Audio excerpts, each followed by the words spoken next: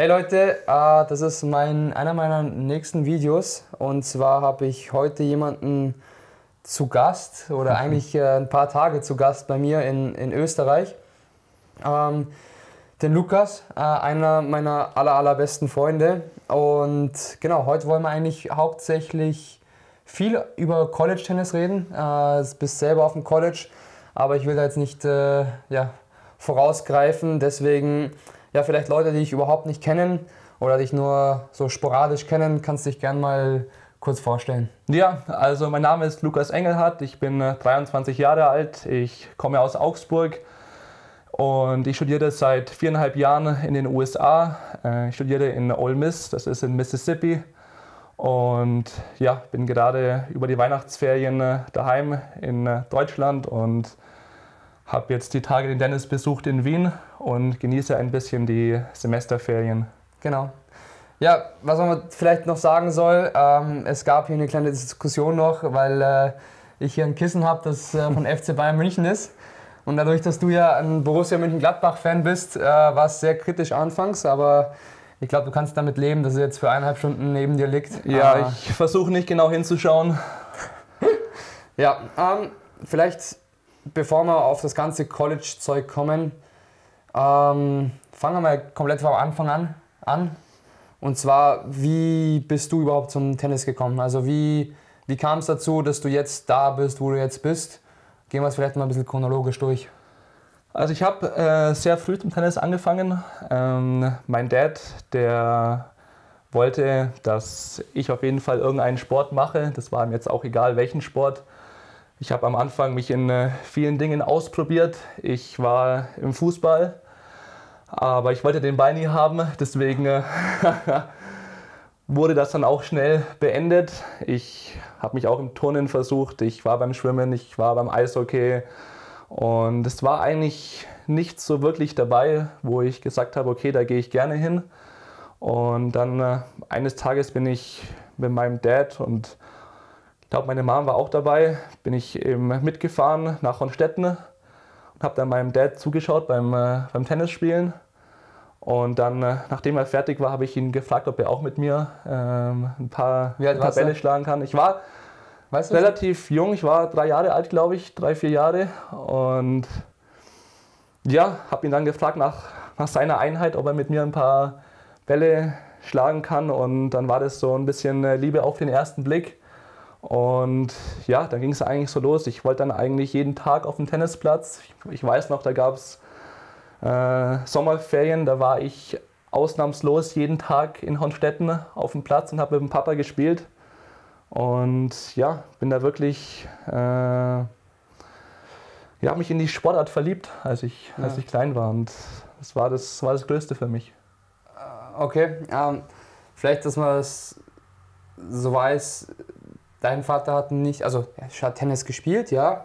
Er hat aber nie so, dass er sagt, jetzt er war Coach oder Trainer oder irgendwas anderes, was ja bei mir jetzt anders war. Also vielleicht führt die Frage darauf hinaus, wann kam bei dir der erste Coach oder wie war das? Wie lange hast du mit deinem Vater allein gespielt? Also mein Vater hat eher spät zum Tennis angefangen, hat, glaube ich, so mit über 30 angefangen und hat dann sogar noch so bei Herren 40, Herren 45 auch noch Bayernliga, ich glaube sogar Regio gespielt. Also hat dann sogar noch ganz bei den jungen Senioren, wie er mal zu sagen pflegte, hat er noch ganz gut mitgespielt.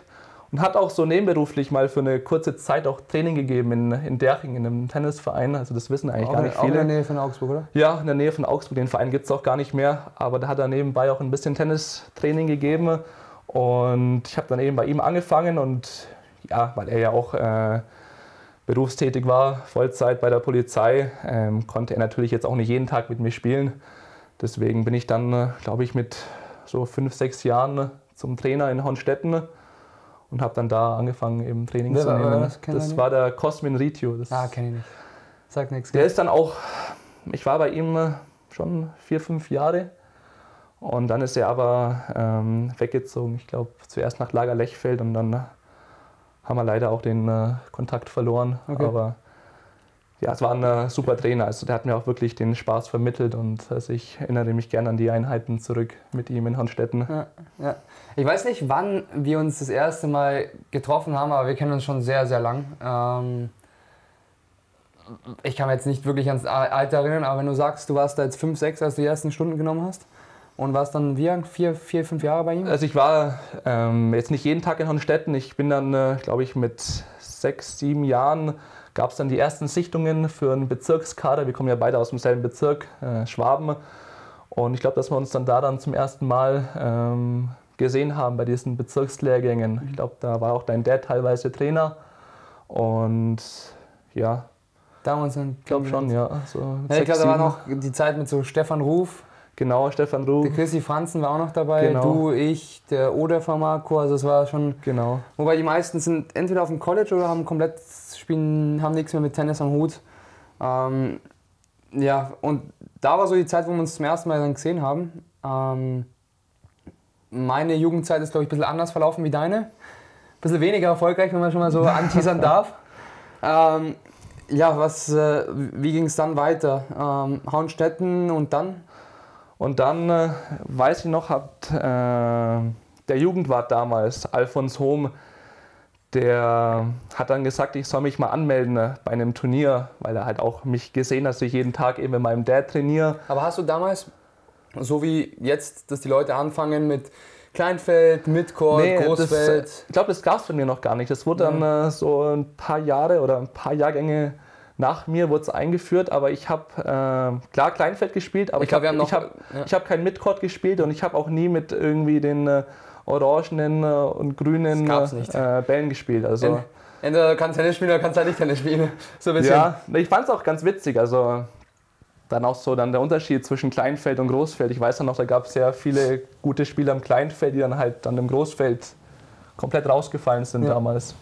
Und ja, also hat eben der Jugendwart eben uns so ein bisschen gedrängt, dass ich doch mal ein Turnier spielen soll und das ja mal ganz interessant wäre zu sehen, wo ich eben stehe. Und mein erstes Turnier war dann die Nordschwäbische Meisterschaft. Da habe ich dann auch den 2. Platz belegt. Das war dann auch echt gleich erfolgreich. Und dann im Sommer gab es dann die Schwäbischen Meisterschaften. Da habe ich auch wieder den 2. Platz belegt. Und dann kam ich in den Bezirkskader und habe dann eben auch mit dem Bezirkstraining angefangen. Und da bin ich dann zum ersten Mal zum TCA gekommen, zum TC Augsburg Siebentisch und habe dann da einige Jahre beim Steffen Haufe trainiert.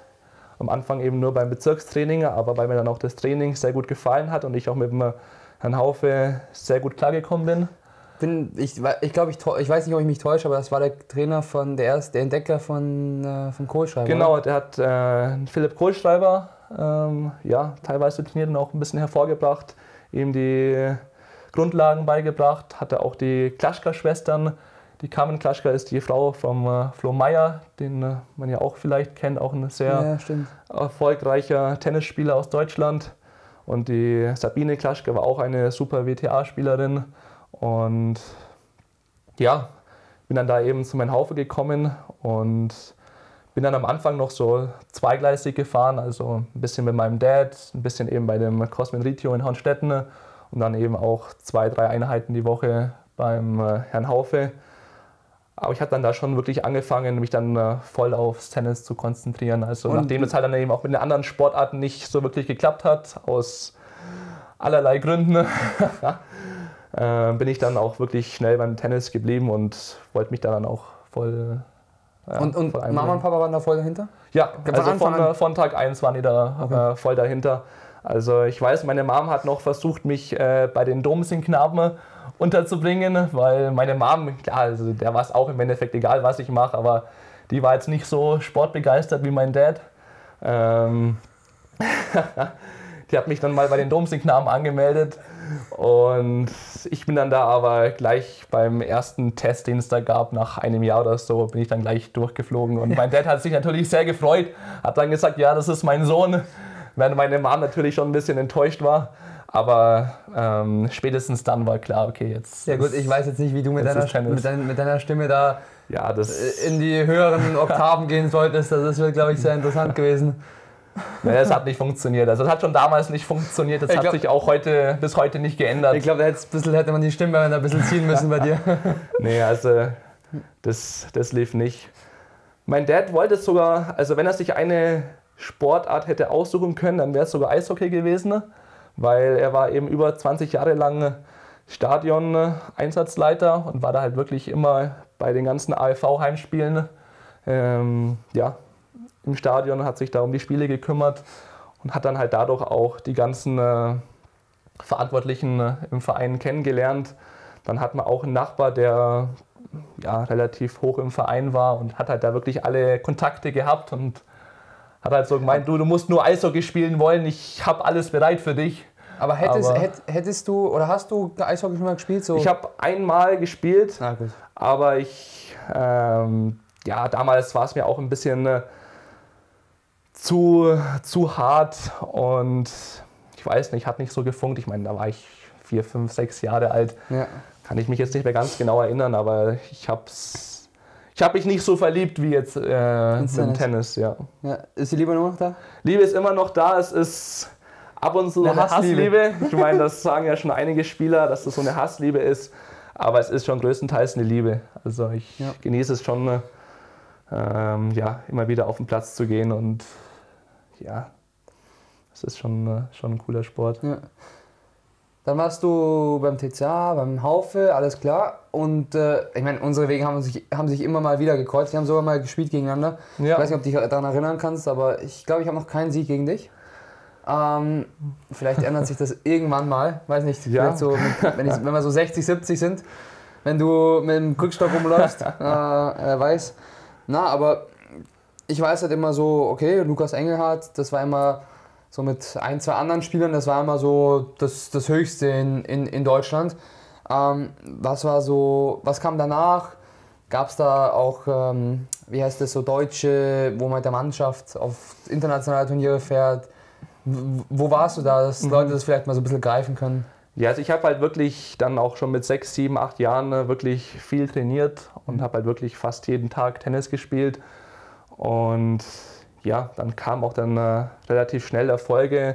Natürlich zuerst regional, gewinnst du dann ein Turnier in Günzburg und bist natürlich erstmal unfassbar happy, dass du ein Turnier gewinnst. Dann spielst du ein paar Turniere in München und dann merkst du halt, dass du Erfolge hast. Und dann glaube ich, die erste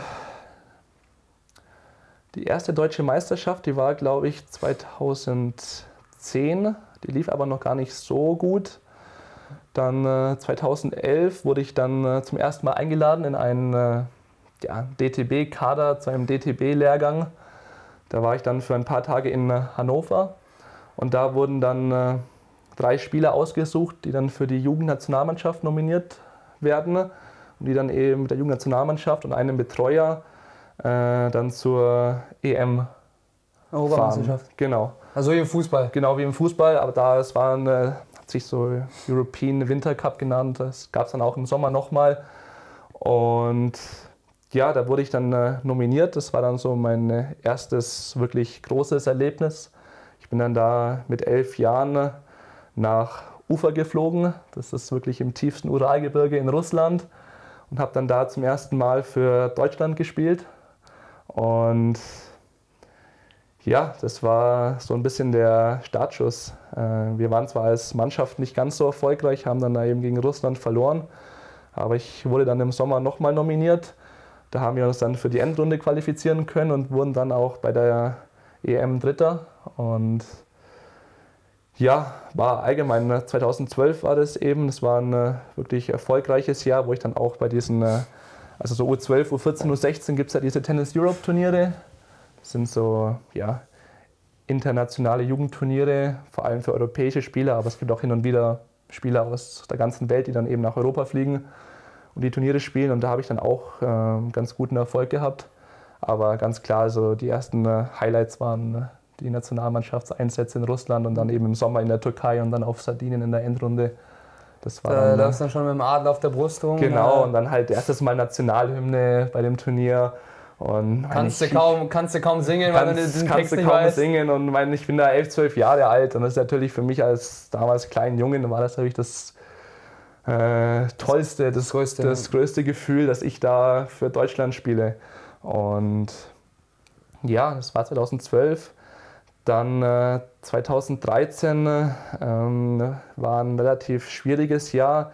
Ich bin dann auch in dem Jahr an die 30 Zentimeter gewachsen, hatte dann halt wirklich extreme Probleme auch körperlich. Ich glaube, das sieht man gerade nicht, aber du bist, das sieht man gerade nicht, aber ich kurz bin vor den 2 Metern. Ich bin 1,98 groß und ich war in der 1. Klasse der Kleinste.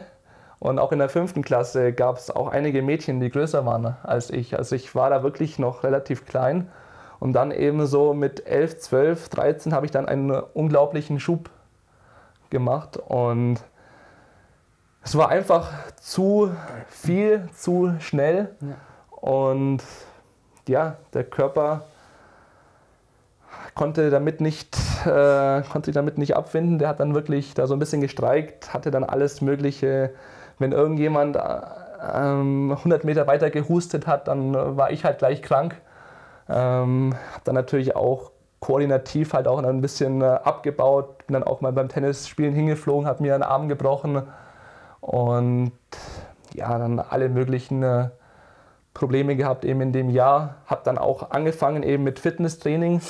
Das, wenn ich eine Sache ändern könnte, würde ich damit viel früher beginnen.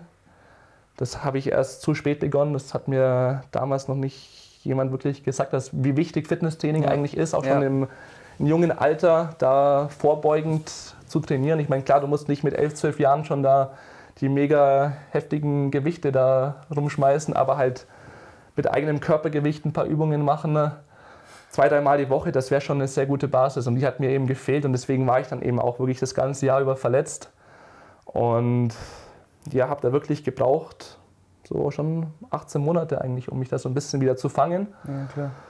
Und dann 2014 war dann ein sehr gutes Jahr, habe dann da auch im Sommer einige Tennis Europe Turniere gespielt, habe da auch 1 gewinnen können, habe da auch 2, 3 Finals gespielt und es war auch echt ein gutes Jahr. Bei den deutschen Meisterschaften wurde ich dann Dritter und ja, ist halt auch 2014, wenn man 14 ist, 16 ist man auch immer der ältere Jahrgang, dann hat man auch allgemein immer so ein bisschen mehr Erfolg. Und ja, dann 2015, da war ich dann eben 15 Jahre alt, ich bin 2000 geboren, nochmal kurz zur Referenz. Da war dann nochmal ein sehr großes Karriere-Highlight im Sommer. Da wurde ich dann für die Olympischen Jugendspiele nominiert mit dem Fabian Penskofer. Da sind wir dann nach Georgien geflogen, nach Tiflis. Und das war ja auch nochmal ein unbeschreibliches Erlebnis, da im olympischen Dorf zu leben mit den ganzen anderen jungen Athleten, mit Turnern, Handballern, Schwimmern und die waren halt auch alle so in dem Alter, also wie wir waren. Also war es eigentlich genauso, wie es jetzt bei den normalen Olympischen Spielen ist? Ja, im Endeffekt schon, natürlich alles kleiner. Also ja, klar, aber trotzdem. Wir hatten auch unser olympisches Dorf, das wurde erst ein paar Wochen vorher fertiggestellt.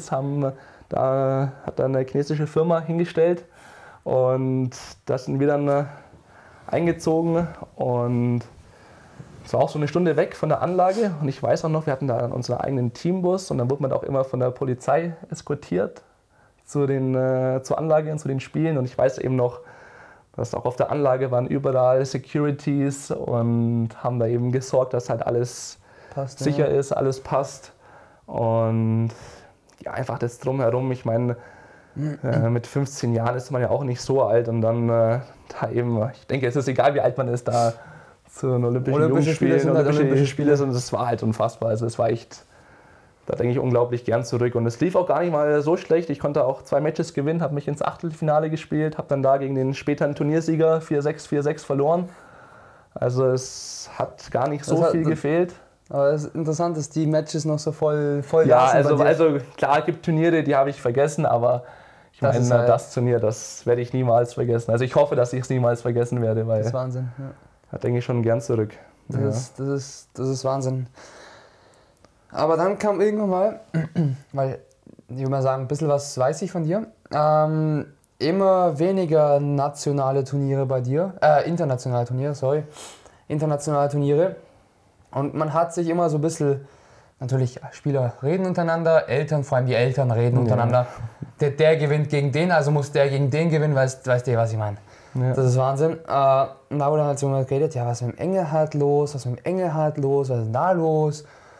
Und ja, vielleicht, dass du mal ein bisschen aufdeckst, was da so los war, wieso keine internationalen Turniere. Ich weiß, dass du auch viel verletzt warst und auch krankheitsbedingt pfeiferisches Drüsenfieber. Ja, das war früher, da war ich 10, 11 Jahre alt. Also das hat mich zum Glück nicht so schlimm erwischt, da war ich auch relativ früh, also es wurde relativ früh entdeckt. Ich bin da relativ früh zum Arzt und habe dann auch schon 2 Monate pausiert, aber dann ging es auch wieder. Also ich war da jetzt nicht ein Jahr weg oder musste meine Karriere beenden, so wie andere Spieler.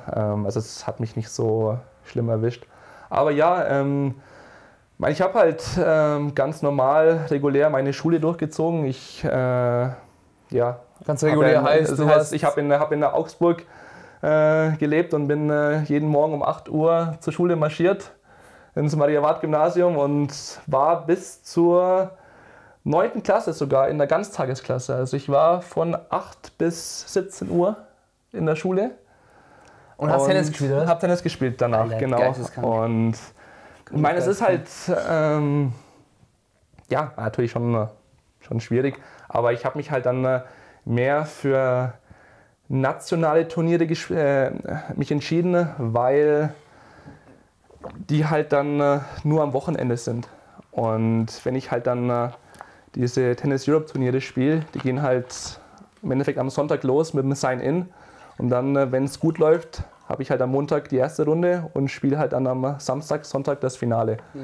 Und dann verpasse ich halt die ganze Woche in der Schule, verpasse den ganzen Unterrichtsstoff und den muss ich ja natürlich irgendwann auch nachholen. Vor allem in Deutschland ist ja nicht so einfach. Es ist jetzt nicht so einfach.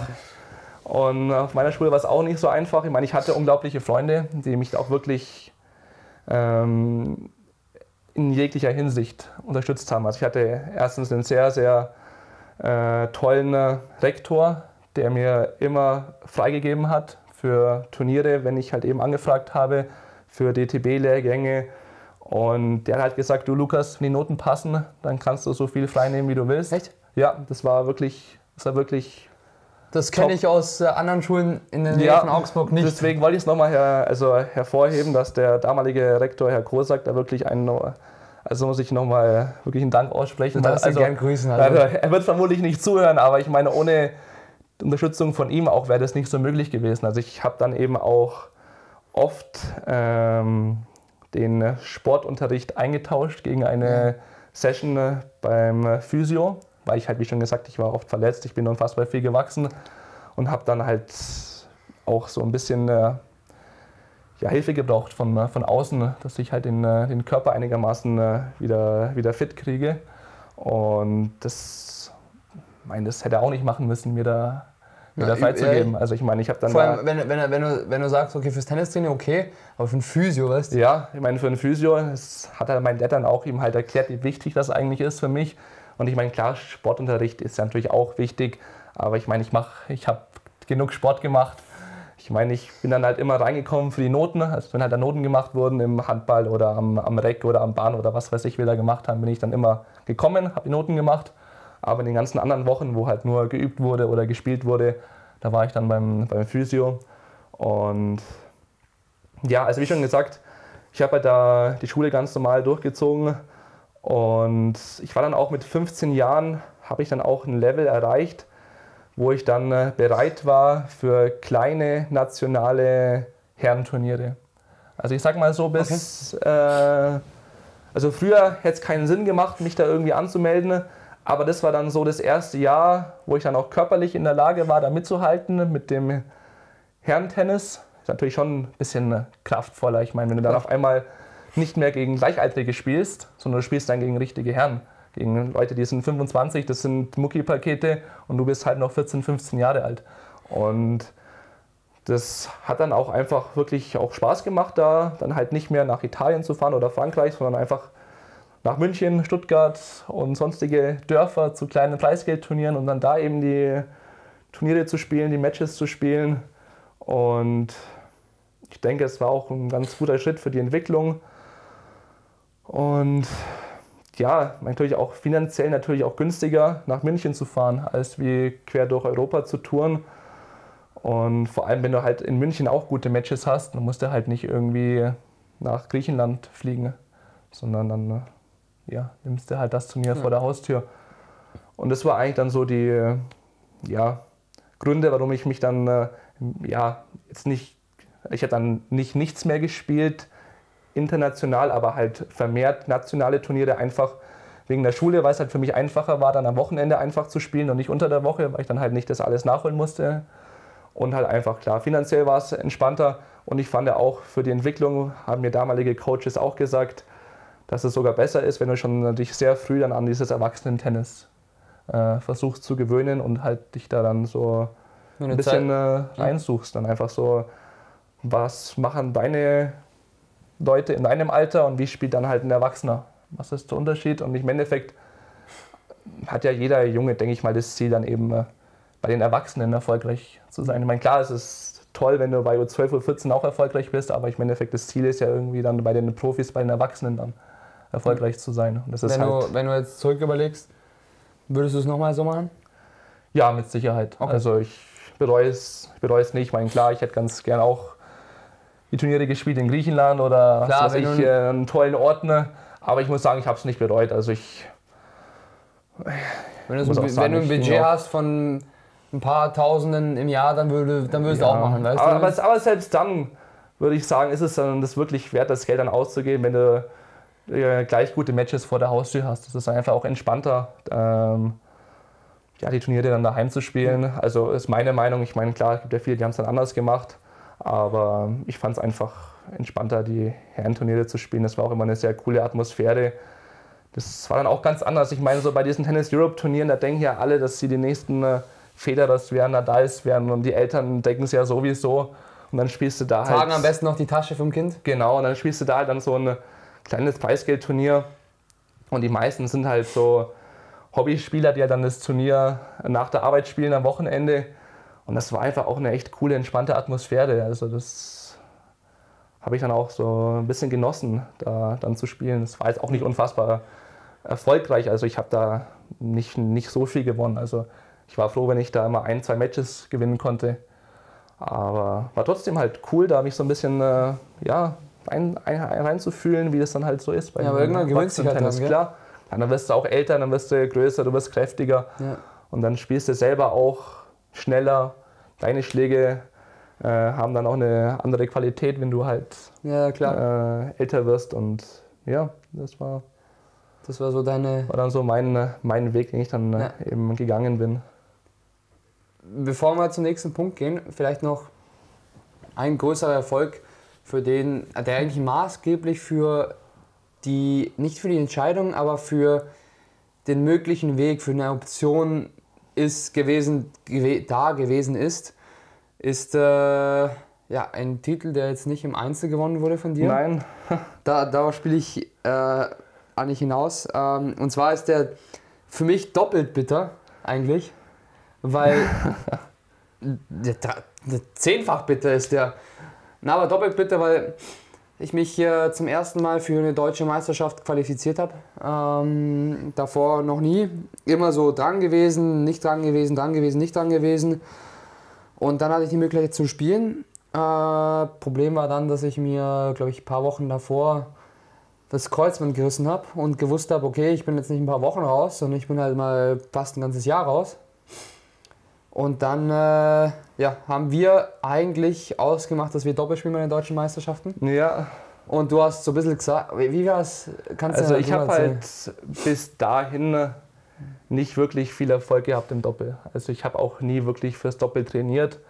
Das wird auch allgemein in Deutschland sehr selten trainiert. Also ich meine, du spielst dann Doppel in der Punktspielrunde im Sommer, aber ansonsten es gibt ja keine wirklichen Doppelturniere in Deutschland. Klar, dann bei diesen Tennis Europe Turnieren und bei den ITF Junior Turnieren dann schon, aber keiner geht da mit dem Mindset rein, er wird Doppelprofi in dem Alter, sondern alle versuchen eben im Einzel erfolgreich zu werden, sich da zu verbessern. Und ja, also ich sag mal, bis ich 18 war, war ich selber auch nie wirklich am Netz und habe Volleys gespielt. Also die einzigen Male, wo ich am Netz war, war halt dann nach dem Match zum Handshake. Aber ich habe halt wirklich bis dahin auch nicht wirklich ein Volley gekonnt. Also deswegen waren auch meine Erfolge im Doppel auch eher überschaubar. Und dann ganz komischerweise bei dem Turnier, also ich habe mich eigentlich ganz gut gespürt. Ich wurde dann eben 2018, der Titel war dann 2018, habe dann im Sommer mein Abi fertig gemacht und habe mich dann erstmal dazu entschieden, nur Tennis zu spielen und mich da einfach mal 2-3 Jahre zu versuchen. Das war so der Gedanke, klar, Abi geschafft, so der ersten Meilenstein erreicht und hatte im Sommer eben dann noch kein Ranking, weil ich 2017 eben auch wieder ein schweres Jahr hatte, wo ich nicht viel spielen konnte. Und dann halt auch 2018 am Anfang, wo ich dann auch wieder fit war, konnte ich auch nicht viel spielen wegen der Abiturvorbereitung und weil halt dann einfach auch in der Schule viel los war. Ich habe dann da so ein bisschen Winterrunde gespielt, um halt ein paar Matches zu spielen, aber jetzt eigentlich keine Turniere.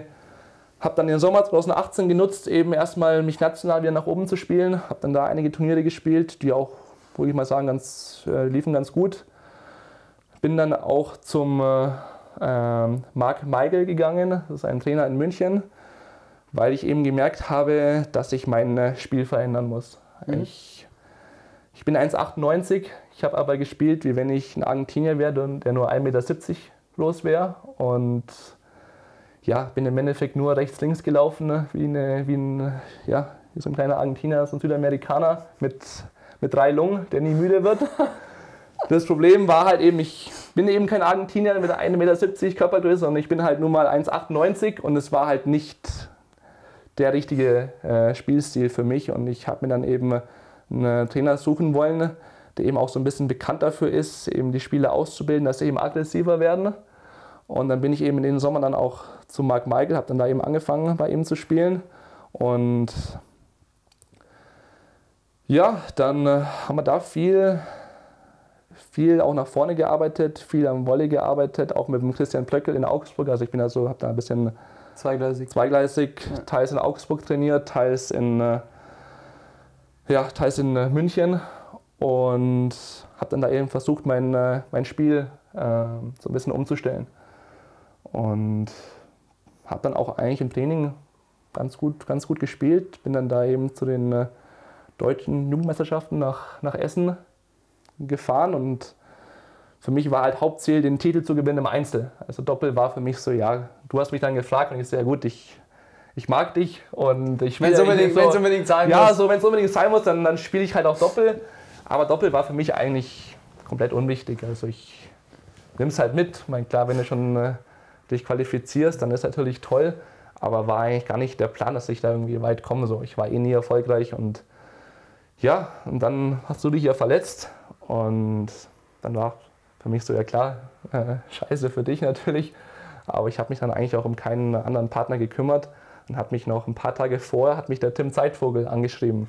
Ja, er ist irgendwie 2. oder 3. Nachrücker und wenn er reinkommt, ob ich mit ihm Doppel spiele. Und ich so, mach mal dann so, du wirst ja eh nicht reinkommen. Aber so ein bisschen so. Wenn du reinkommst, dann spiel mal. Und dann kam er wirklich rein als Letzter und dann haben wir gespielt. Und Einzel lief bei mir nicht so gut, habe dann da 2. Runde verloren. Das war relativ enttäuschend. Aber dann im Doppel dann den Titel geholt und das war halt eben ein sehr wichtiges Turnier für mich. Jetzt nicht nur, weil es eine deutsche Meisterschaft war, sondern weil auch bei dem Turnier sehr viele College-Coaches da waren, um sich potenzielle Spieler für ihre Uni anzuschauen. Und da habe ich dann wirklich so den ersten Kontakt gehabt mit USA, mit College. Davor noch nie oder nur mal so am Rande ein bisschen gehört? Aber davor schon ein bisschen gehört, aber ich habe einfach auch mich nie wirklich darum gekümmert und dachte auch so, für mich als Deutschen ist es ja eigentlich nicht möglich, da an diese Top-Unis hinzukommen. Das ist ja dann mit Sicherheit nur für die Amis und also war jetzt für mich eigentlich nicht wirklich Thema. Also ich habe natürlich schon einige Leute gekannt, die in den USA waren, aber war eigentlich für mich nicht so Thema. Und Ja, dann eben nach dem Turnier haben mich dann einige Coaches angesprochen, mitunter dann eben auch der Head Coach von Ole Miss. Und ja, habe dann mit dem mich ausgetauscht, haben Nummern ausgetauscht, haben dann telefoniert. Er hat mir dann halt das so ein bisschen näher gebracht, eben die Vorteile von College Tennis, und ja, bin da dann zum ersten Mal so in Kontakt gekommen und habe dann die ersten Gedanken dann mir gemacht, ob ich nicht doch in die USA gehen möchte. Okay. Und vielleicht nimm mal mich oder uns so mit, wie schaut sowas das Ganze aus? Ich meine, wie kommt man zu so einer Entscheidung? Ich meine, da kommt einer und sagt, ja, du willst ein bisschen in Amerika studieren, ich habe das und das hört sich ein bisschen an wie auf so einem türkischen Bazar. Hier für 3 Euro kriegst du die Handtasche, die ist original, kostet normalerweise 2000 Euro. Ja. Mit wem hast du es besprochen? Wie hast du dich entschieden? Wie lange hast du gebraucht? Ja, also da waren einige Coaches dabei. Also bei manchen war es auch so ein bisschen Richtung türkischer Bazar. Da war mir dann auch relativ schnell klar, dass jetzt die Uni eigentlich nicht so gut ist und dass jetzt keine Option ist für mich. Aber da gab es dann schon so 2, 3 Unis, mitunter auch Ole Miss, wo ich mir dann gedacht habe, okay, das ist schon eine sehr, sehr gute Uni. Also der damalige Assistant Coach, der war National Champion, der hat bei den US Open gegen Roger gespielt in der ersten Runde. Und dann habe ich auch einige deutsche Spieler gekannt, die eben auch da studiert haben, und habe mich dann auch mit denen ein bisschen ausgetauscht. Und ich habe eben auch gewusst, dass die auch eben deutsche Spitze waren, und habe dann auch mit denen gesprochen, warum Ole Miss, warum USA. Und ja, habe mich dann auch eben wirklich viel informiert, habe mit einigen Leuten gesprochen, auch mit Leuten, die wirklich vor 10 Jahren ihren Abschluss gemacht haben, die jetzt auch also gar nichts mit Tennis am Hut haben, die wirklich irgendwie im Banking unterwegs sind, die jetzt einen Job haben in London. Einfach dann auch mit denen gesprochen. Du, wie war das für dich? Ich meine, du bist jetzt